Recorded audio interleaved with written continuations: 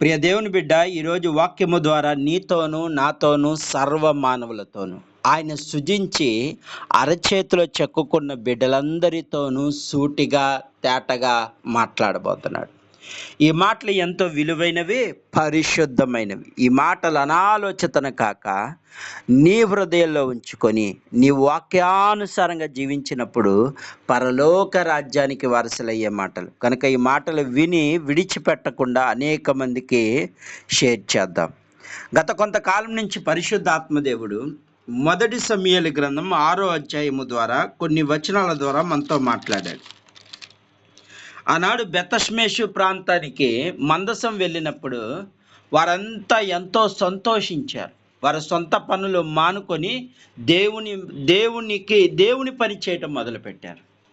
గత వారం పరిశుద్ధాత్మదేవుడు మాట్లాడు. ఈ రోజున పరిశుద్ధాత్మదేవుడు మొదటి సమూయేలు గ్రంథము 6వ అధ్యాయము 15వ వచనము ద్వారా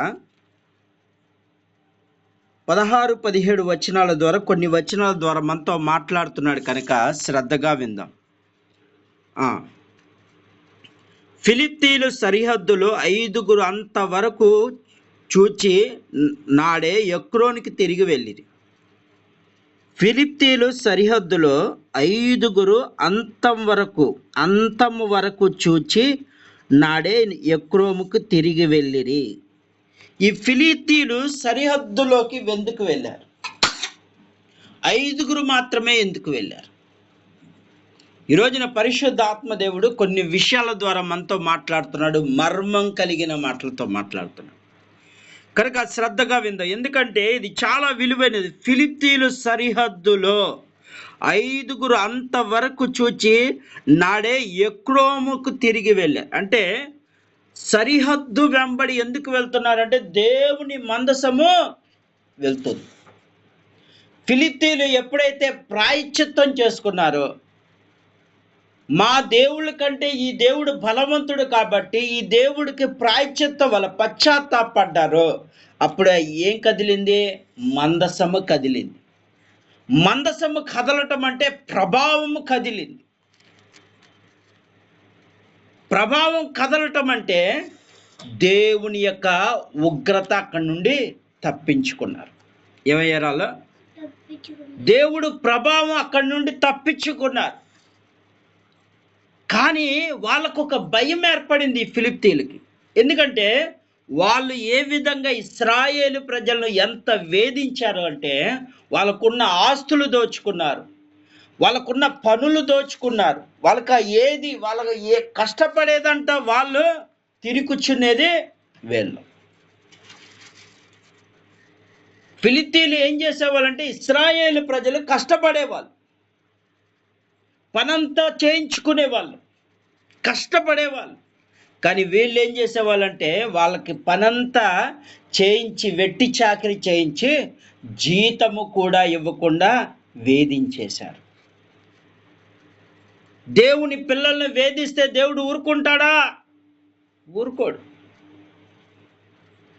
అలాని దేవుని పిల్లలు కూడా అలాగే చేస్తే దేవుడు ఊరుకుంటాడా? ఊరుకోడు. ఎందుకని ఊరుకోడు? ఆయన సమానంగా చూస్తాడు. దేవుని ఎరగని ప్రజలైనా సరే, దేవుని ఎరిగిన ప్రజలైనా సరే సమానంగా చూసే దేవుడు ఆయన. న్యాయవంతుడు ఆయన. నేను దేవుని పిల్లోనిగా, నేను న్యాయంగా నేను అన్యాయం చేస్తే దేవుడు ఏమనుకోడు అని అనుకుంటావు, కానీ తప్పది. ఎందుకంటే దేవుడి దృష్టిలో అందరూ సమానులే, అందరూ ఆయన బిడ్డలే. ఆయనే అరచేతిలో చెక్కుకొని తల్లి గర్భాన్ని వేసింది ప్రతి ఒక్కరిని ఆయనే. కానీ వాళ్ళకు అజ్ఞానములో ఉన్నారు. నువ్వు జ్ఞానములోకి వెళ్ళావంతే. దేంట్లోకి వెళ్ళావు? నువ్వు జ్ఞానములోకి వెళ్ళావు, దేవుని ఎరిగి ఉన్నావు. కానీ వాళ్ళు దేవుని ఎరగని వారు కాబట్టి వాళ్ళ అజ్ఞానములో ఉన్నారు. వాళ్ళు ఎలా ఉన్నారు? అజ్ఞానములో ఉన్నారు. అందుకే వాళ్ళకి ఏం తెలియట్లేదు. అందుకే యేసు ప్రభు వారు ఒక మాట చెప్పారు. ఏమని చెప్పారంటే, సూర్యుడు ఎండ మంచివారి మీద చెడ్డవారి మీద పడుతుంది, అవునా?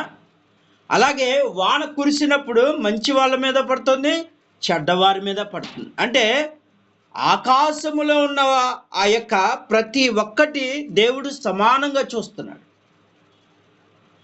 అర్థమవుతుందా? దేవుణ్ణి అందరినీ ప్రేమించుతున్నాడు. అందుకే ఆయన ఏమంటారు? ఆయన అందరికీ ప్రభువు, ఆయన అందరికీ తండ్రి. కానీ వాళ్ళు ఎరగలేదు, నువ్వు ఎరిగావు అంతే. ఏం చేసావు? వాళ్ళు ఎరగలేదు, నువ్వు ఎరిగావు. కానీ నీ ఇష్టానుసారంగా జీవించడానికి వీల్లేదు.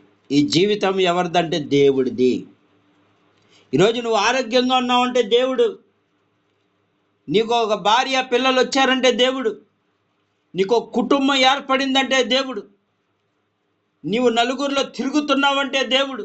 అన్నిటికీ దేవుడు ఇస్తేనే. ఇప్పుడు నలుగురు నిన్ను ప్రేమగా పలకరిస్తున్నాడంటే దేవుడే. అన్నీ దేవుడు ఇస్తున్నాడు. ఎందుకని? ఆయన నిన్ను ప్రాణము కంటే ఎక్కువగా ప్రేమించాడు కాబట్టి. కానీ ఈ రోజున ఏం జరుగుతున్నారంటే ప్రభావం వెళ్ళిపోయింది, దేవునికి ఉగ్రత వెళ్ళిపోయిందని ఫిలిష్తీయులు ఏం చేశారు? వాళ్ళు 5 ఇంతలు దోచుకున్నారు. ఎన్ని ఇంతలు దోచుకున్నారు? 5 ఇంతలు దోచుకున్నారు వీళ్ళు. 5 ఇంతలు. దేవుడు ఏం చేశాడు? వాళ్ళని 5 ఇంతలు చెల్లించేలా చేశాడు. తన పిల్లలను వేధించేశారు. ఇప్పుడు ఏం చేశారు? 5 ఇంతలుగా చెల్లింపవలసిన పరిస్థితి ఏర్పడింది. అలాని ఏం చేశారు? అక్కడ 5 పెద్దలను ఫిలిష్తీయులు ఏం చేశారు? 5 పెద్దలను ఎవరెమ్మటి పంపించారు? ఆ మందసము వెళ్తున్నంత వరకు ఎదురు చూశారు వాళ్ళు. అంటే ఈ మందసం వెళ్తుంది, ఆ ఆవును కట్టారు, వాటిని పరిగెత్తుకుంటూ వెళ్ళి ఎక్కడ ఆగింది? బెతష్మేషు అనే ప్రాంతములో ఆగింది. యెహోషువ యొక్క పొలము దగ్గర ఆగింది. అప్పుడు ఈ 5 ఏం చేస్తున్నారంటే అటు వైపు చూడగానే వాళ్ళకి అప్పుడు వాళ్ళ ఇంటికి తిరిగి వెళ్ళారంట. ఎప్పుడు వెళ్ళారు? ఫిలిష్తీయుల సరిహద్దులు 5 అంతము వరకు. ఎంతవరకు? ఆ మందసము వెళ్ళేంత వరకు, అంతము వరకు. దేవుని మందసము అంతము వరకు వెళ్ళారు వాళ్ళు. అంటే దేవుని యొక్క కోపానికి వాళ్ళు భయపడిపోయారు. మనకు సాధారణంగా చిన్న శ్రమ వచ్చిందనుకో, ఆ శ్రమ వెళ్ళేంత వరకు మనం ఏం చేస్తాము? ప్రార్థనైనా చేస్తాము, లేదా నలుగురికి చెప్పుకుంటారు. ఏం చేస్తారు? ప్రార్థనైనా చేస్తాము, లేదా నలుగురికి చెప్పుకుంటారు. సమస్య పోవాలి. ఇప్పుడు ఈ 5 ఏం చేశారు? వేగును పంపించారు. ఏం చేశారు? ఆ మందసం వెళ్ళేంత వరకు మీరు వెళ్ళండి. ఒకవేళ ఆ మందసం మళ్ళీ తిరిగి వస్తే మనకే దేవుని కోపం మన మీదకు మళ్ళీ వచ్చేస్తుంది. భయపడుతున్నారు, దేవుని శక్తికి భయపడుతున్నారు. ఎవరు? దేవుని ఎరగని ప్రజలు. ఈ రాత్రి దేవుడు చెప్తున్నాడు, ప్రియ దేవుని బిడ్డ, ఈ 5 ఎంతవరకు ఉన్నారంటే అంతము వరకు. అప్పుడు ఎప్పుడైతే ఆ మందసము వెళ్ళిన తర్వాత వాళ్ళు ఏం చేశారు? వాళ్ళు ఊపిరి పీల్చుకున్నారు. అప్పుడు ఏం చేశారు? ఎక్రోముకు తిరిగి వెళ్ళారు. ఎక్కడికి వెళ్ళారు? అయితే ఈ రోజున పరిశుద్ధాత్ముడు ఈ 5 గురించి ఎందుకు చెప్తున్నాడంటే, మత్తయి సువార్త చాలా విలువైన మాట. మత్తయి సువార్త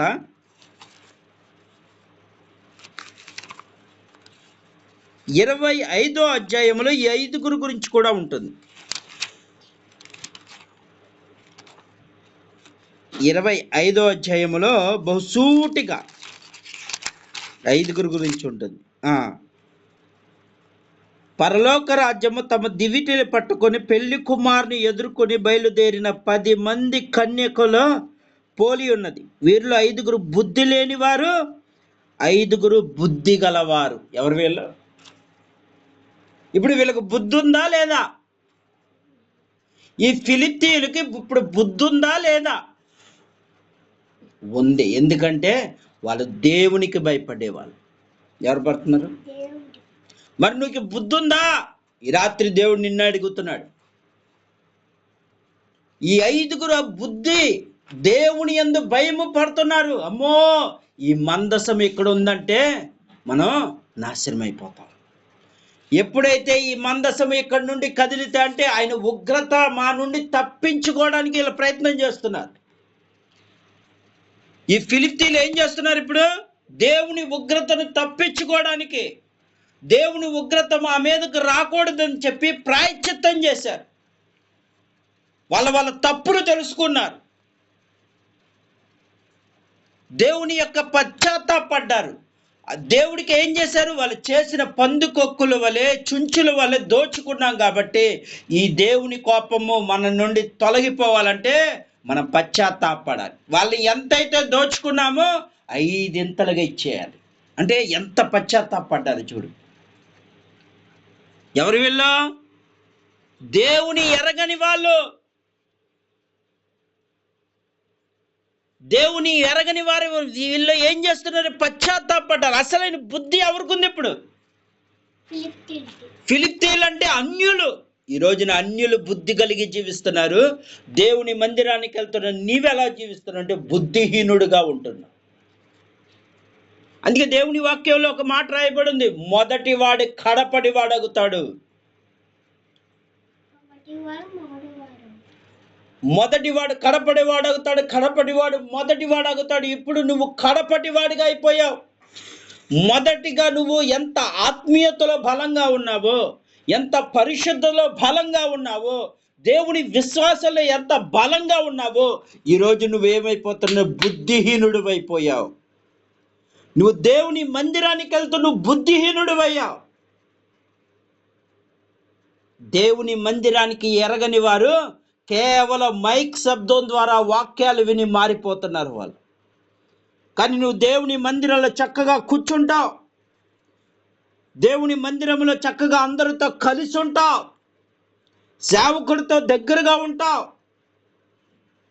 విశ్వాసులతో దగ్గరగా ఉంటావు. కానీ నీ బుద్ధి మారట్లేదు ఈరోజు. కానీ ఇప్పుడు ఎవరికి మారిపోయింది బుద్ధి? దేవుని ఎరగని ప్రజలు మారిపోతున్నారు ఈరోజు. ఈ రాత్రి నిన్నే సూటిగా అడుగుతున్నాడు, ప్రియ దేవుని బిడ్డ, నువ్వు బుద్ధి కలిగి ఉన్నావా? నీలో దేవుని భయం ఉంటే నువ్వు బుద్ధిమంతుడివి. ఈరోజు నీకు బుద్ధి లేదు. ఈ రోజున దేవుడు ముఖాముఖిగా చెప్తున్నాడు, బుద్ధిహీనుడివి నువ్వు. ఏమైనా కష్టాలు వచ్చినాయి అంటే, బాధలు వచ్చినాయి అంటే, శ్రమలు వచ్చినాయి అంటే ఓ కృంగిపోతావు నువ్వు. కృంగిన వాడి చేత కాని వాడితో సమానం అన్నాడు. నీ దేవుని గురించి నువ్వు, దేవుడే ఏమంటున్నాడు? నీ సమస్య నేను తీరుస్తానంటే నువ్వు ఎవరికి చెప్తావు? ఎవరు చెప్తావు? నువ్వు ఇరుగు పొరుగు వారికి చెప్పుకుంటావు నీ సమస్య. వాళ్ళకి వీళ్ళకి చెప్పుకుంటే ప్రయోజనం లేదు, ఎందుకంటే నీకు బుద్ధి లేదు నువ్వు. కానీ ఈ ఫిలిష్తీయులు ఏం చేస్తున్నారు తెలుసా? దేవునికి భయపడిపోతున్నారు, దేవుని శక్తికి భయపడిపోతున్నారు. దేవుడు వేసిన గడ్డలో వాళ్ళకి భయం ఏర్పడుతుంది. ఈ రోజున దేవుడు ఎన్ని విధాలుగా నిన్ను హింసిస్తున్నా, ఎన్ని విధాలుగా నిన్ను శ్రమల పాలు చేస్తున్నా నీకు బుద్ధి రావట్లేదు. ఈరోజు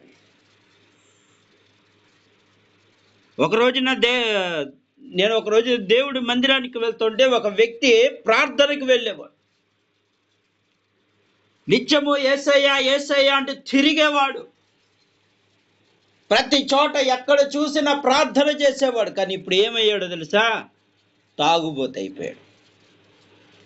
ఎక్కడికి వెళ్ళినా, ఏ స్థలానికి వెళ్ళినా ప్రార్థన ప్రార్థన ప్రార్థన తిరిగేవాడు. ఈ రోజున ఏమైపోయాడంటే ఆ యొక్క ఎలాంటి దిగజారిపోయాడంటే వ్యసనానికి లోబడిపోయాడు. అంటే ఇప్పుడు ఎవరు ఇతను? బుద్ధిహీనుడు. ఎప్పుడు చూసినా నాన్న ఎక్కడ ప్రార్థన, నేను వస్తానయ్యా నేను వస్తానని దేవుని మందిరానికి పరిగెత్తేవాడు ఈ రోజు ఏమైపోయాడు? తాగుబోతుగా మారిపోయాడు. కానీ ఈ రోజున తాగుబోతులు ఏమవుతున్నారు? దేవుని మందిరానికి పరిగెత్తుకుంటూ వస్తున్నారు. ఎక్కడ ఏ సమస్య ఉన్నా సరే వాక్యము ద్వారా, యూట్యూబ్ ద్వారా అయినా సరే, ఎలాగైనా సరే దేవుడు వాళ్ళతో మాట్లాడుతున్నారు. వాళ్ళు కేవలం మందిరం లోపలికి కూడా రావట్లేదు. వాళ్ళు కేవలం మైక్ శబ్దం ద్వారా లేదా నలుగురు దేవుని మాటలు చెప్పుకోవడం ద్వారా వాళ్ళు విని మారిపోతున్నారు. అంటే ఇప్పుడు నీలో దేవుని భయం లేదు కాబట్టి నువ్వు బుద్ధిహీనుడు అయిపోయావు. నీలో దేవుని భయం ఉంటే నువ్వు బుద్ధిమంతుడివి, నువ్వు పాపం చేయలేవేక. ఈ రాత్రి దేవుడు చెప్తున్నాడు, ప్రియ దేవుని బిడ్డ, నువ్వు బుద్ధిమంతుడుగా ఉండాలనుకున్నావా, బుద్ధిహీనుడుగా ఉన్నావా? ఒక్కసారి నీ ఆత్మ పరిశీలన చేసుకోమంటున్నాడు. ఈ 5 కన్యకల వలె నువ్వు ఉన్నావా, బుద్ధి లేని కన్యకల వలె ఉన్నావా? ఏం చేశారు వీళ్ళ 5?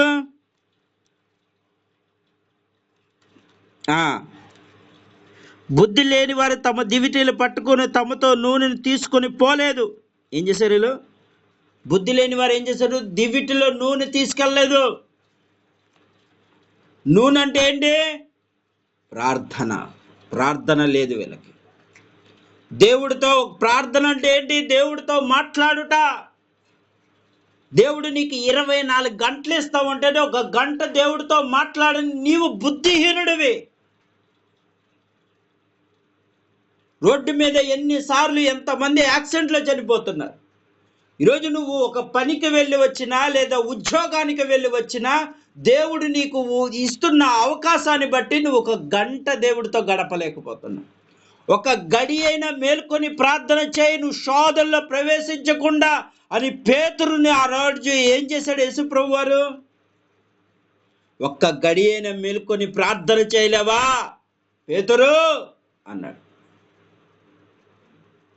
ఈ రాత్రి నిన్ను కూడా అదే అడుగుతున్నాడు, 1 గడియ నా కోసం ఇవ్వలేవా? 1 గడియ నా కోసం ఇవ్వలేవా?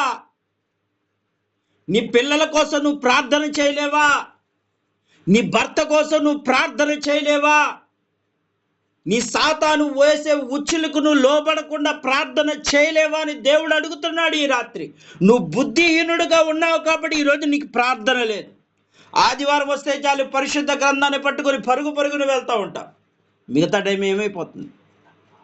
1 గంట వాక్యం చదవలేవు, 1 గంట దేవుడితో గడపలేవు, 1 గంట నలుగురికి దేవుడి విషయం చెప్పలేవు.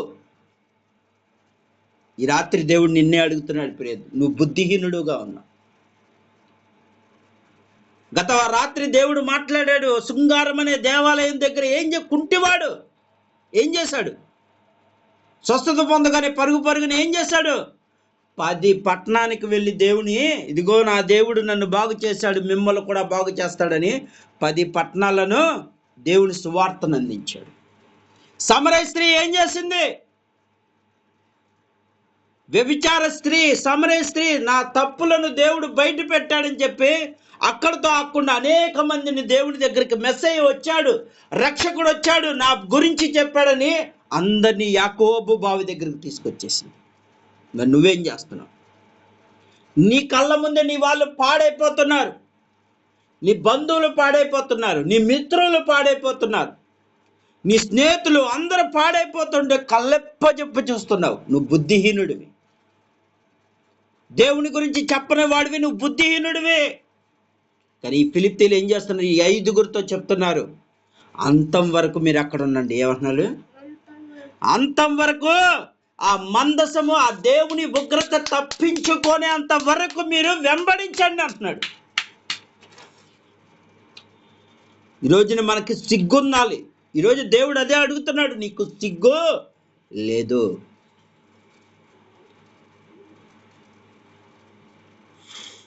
సిగ్గుపడాలి. ఈ రోజున క్రైస్తవుడు అన్నవాడు ఈ రోజున సిగ్గుపడేలాగా జీవిస్తున్నాడు ప్రతి ఒక్కడు.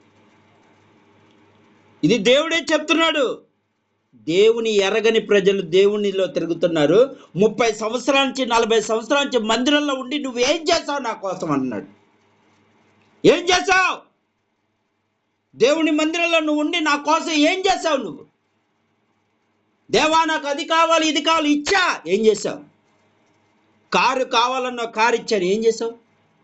నా కోసం నువ్వేం చేసావు? ఈ రాత్రి దేవుడు అడుగుతున్నాడు, దేవుని కోసం నువ్వేం చేశావు? ఎన్నో ప్రమాదాల నుంచి తప్పిస్తున్న దేవుడి కోసం నువ్వేం చేశావు? ఎంతమందిని రక్షించావు? ఎంతమందికి నీ సాక్ష్యము చెప్పావు? ఈ రాత్రి దేవుడు నీతోనే మాట్లాడుతున్నాడు ప్రియ దేవుని బిడ్డ. నీతో నాతో ఈ యూట్యూబ్లో వాక్యం వింటున్న ప్రతి బిడ్డలతో మాట్లాడుతున్నాడు. నువ్వు బుద్ధిహీనుడుగా ఉండటానికి వీలేదు, బుద్ధిమంతుడుగా ఉండు. ఈ 5 ఏం చేస్తున్నారు? అంతము వరకు ఆ ఉగ్రత వెళ్ళిపోయిన తర్వాత, అమ్మో దేవుని ఉగ్రత మన నుండి వెళ్ళిపోయిందన్న తర్వాత ఎక్రోనుకు తిరిగి వెళ్ళారు. ఎక్కడికి వెళ్ళారు వీళ్ళు? వాళ్ళ ఊరు అప్పుడు వెళ్ళారు, వాళ్ళ దేశం అటు వాళ్ళ ప్రాంతానికి అప్పుడు వెళ్ళారు. అప్పుడు దాకా దేవుని అది ఎప్పుడైనా వెనక్కి తిరిగి వచ్చేస్తే వాళ్ళకి భయం. ఈరోజు నువ్వు దేవుని యందు భయం లేదు కాబట్టి నీ ఇష్టానుసారంగా జీవిస్తున్నావు.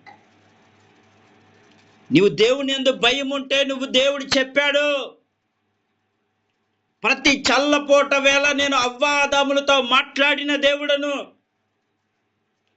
ప్రతి చల్లపోట అన్నాడు. ఈరోజు చల్లపోట వేళ నువ్వు దేవుడితో 1 గంట కూడా గడపలేకపోతున్నావు. నువ్వు బుద్ధిమంతుడువా బుద్ధిహీనుడువా? ఈ రాత్రి దేవుడు నీతోనే మాట్లాడుతున్నాడు. నువ్వు బుద్ధి కలిగి ఉండాలని దేవుడు నిన్ను హెచ్చరిస్తున్నాడు. ఈ రాత్రి పరిశుద్ధాత్మ దేవుడు ఒకే ఒక్క మాట చెప్తున్నాడు. ఎందుకంటే నువ్వు బుద్ధిహీనుడుగా ఉండటానికే వీల్లేదు, బుద్ధిమంతుడుగా ఉండమంటున్నాడు. ఆనాడు ఫిలిష్తీయులు ఏం చేశారు? దేవునికి భయపడ్డారు. మరి నువ్వెందుకు భయపడతలేదు? ఆయన ప్రేమాస్వరూపే, ప్రేమిస్తాడు. ఎంతవరకు? నువ్వు పాపం చేస్తా ఉండి ప్రతిసారి క్షమించు అంటే ఎంతవరకు క్షమిస్తాడు ఆయన? అంతము వరకు చూస్తున్నాడు. దేవుడు రాకడ వరకు నిన్ను క్షమించడానికే చూస్తున్నాడు. కానీ నువ్వు దేవునికి ఏం చేశావు? ఈ రాత్రి నీ ఆత్మ పరిశీలన చేసుకోమంటున్నాడు. ఈ రాత్రి పరిశుద్ధాత్మ దేవుడు ఆత్మ పరిశీలన చేసుకో. ఈ రోజున నీకు దేవుని మాటలు గుచ్చుకోవచ్చు, కానీ సామెతల గ్రంథము 3వ అధ్యాయము 11వ వచనం అంటున్నాడు, నా కుమారుడా, యెహోవా శిక్షను తృణీకరింపవద్దు, ఆయన గద్దింపుకు విసుకవద్దు అంటున్నాడు. ఆయన గద్దిస్తున్నాడు ఈ రాత్రి, నిన్ను విసుక్కోవద్దు. అది నీ మంచి కోసమే, నీ మంచి కోసమే. నువ్వు బుద్ధిగా ఉండాలని. ఒక టీచరు ఒక పిల్లవాడు సరిగ్గా చదవకపోతే ఏం చేస్తాడు? బెత్తం వాడతాడా లేదా? అందుకే ఈ రాత్రి చెప్తున్నాడు, దేవుడు బెత్తం వాడుతున్నాడు, వాక్యం అనే బెత్తం వాడుతున్నాడు. నీ ఆత్మలో, నీ ఆత్మ అడుగంటిన ఆత్మను లేపడం కోసమైన బెత్తం వాడుతున్నాడు ఈ రాత్రి. కనుక బుద్ధి కలిగి ఉండు. తండ్రి తనకి ఇష్టడైన కుమారుని గద్దించు రీతిగా యెహోవా తన్ను ప్రేమించు వారిని గద్దించును. ఈరోజున దేవుని వాక్యం అంటే ప్రతి ఒక్కరు ఏమవుతున్నారంటే ప్రేమ ప్రేమ ప్రేమ కాదు, దేవుని గద్దింపుకు లోబడటమే నిజమైన ప్రేమించే తత్వం. అందుకే ఈ వాక్యంలో రాయబడి ఉంది 12వ వచనం, తండ్రి తనకి ఇష్టమైన కుమారుని గద్దించు రీతిగా యెహోవా తన్ను ప్రేమించు వారిని గద్దించును. దేవుడు ఎవరినైతే ప్రేమిస్తాడో వాళ్ళని గద్దిస్తాడు. ఎందుకంటే ఆ గద్దింపుని బట్టి సరి చేసుకోవాలని. ఇప్పుడు గొర్రెల కాపరి ఉన్నా ఏం చేస్తాడు? గొర్రెలన్నీ చెదిరిపోతా ఉన్నప్పుడు మొట్టమొదటిగా పిలుస్తాడు. పిలిచినా వినపడలేదంటే అప్పుడు ఏం చేస్తాడు? ఆ కర్ర పట్టుకొని ఒక్క దెబ్బ కొట్టగానే ఏమవుతాడంటే ఆటోమేటిక్గా మళ్ళీ లైన్లోకి వచ్చేస్తుంది. అందుకే ఈ రాత్రి దేవుడు ఏమంటున్నాడు తెలుసా?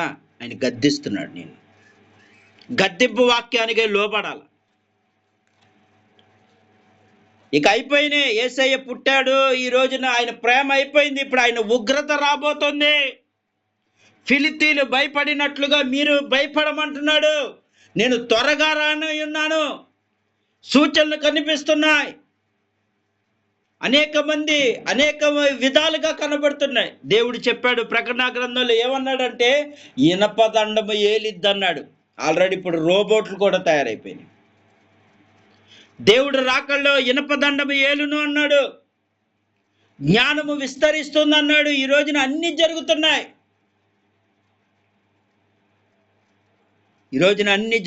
అంటే దేవుడు దగ్గరగా ఉన్నాడు. అంటే నువ్వు ఉగ్రతలోకి రాబోతున్నావు. కనుక దేవుడు ఈ రాత్రి దేవుడు చెప్తున్న మాట విను, లోబడు. తల్లిదండ్రులు చెప్పిన మాట విని ఏ విధంగా పిల్లలు లోబడతారో దేవుని పిల్లలు కూడా అలాగే లోబడాలి. నువ్వు బుద్ధి కలిగి జీవించి రాత్రి. ఈ 5 ఫిలిష్తీయులు ఏం చేశారంటే అంతం వరకు, ఎప్పుడు దాకా మందసము సరిహద్దు దాటి వెళ్ళేంత వరకు చూసి చూసి చూసి వెళ్ళిన తర్వాత వాళ్ళు అప్పుడు ప్రశాంతంగా ఉన్నారు. ఈరోజు నీలో ఆ ప్రశాంతత కోల్పోతున్నావు. ఎందుకో తెలుసా? నీలో దేవుడు యొక్క మనస్తత్వం లేదు.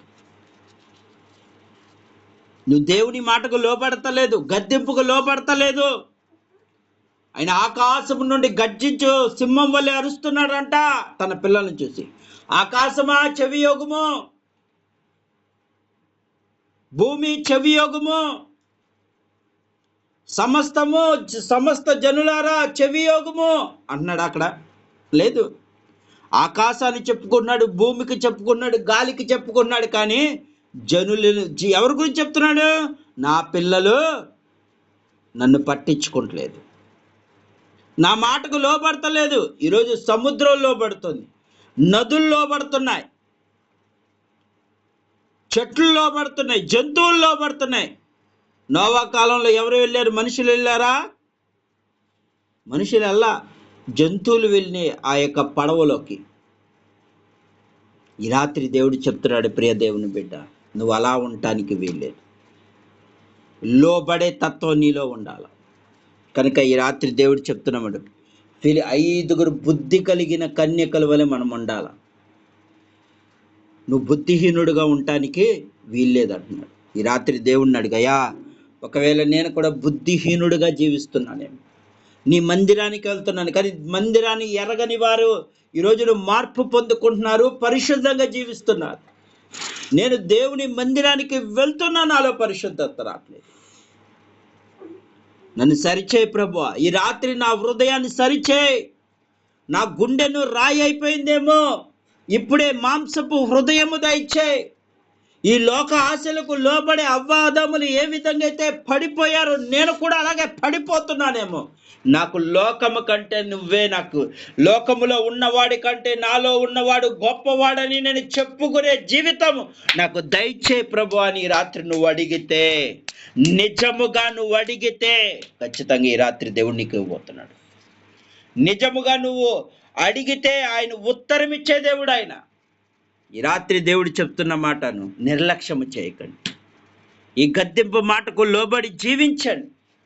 ఆయన త్వరగా రాబోతున్నాడు కనుక మనం సిద్ధపడి ఉండాలి. ఈ కొద్ది మాటలు దేవుడు దీవించును గాక.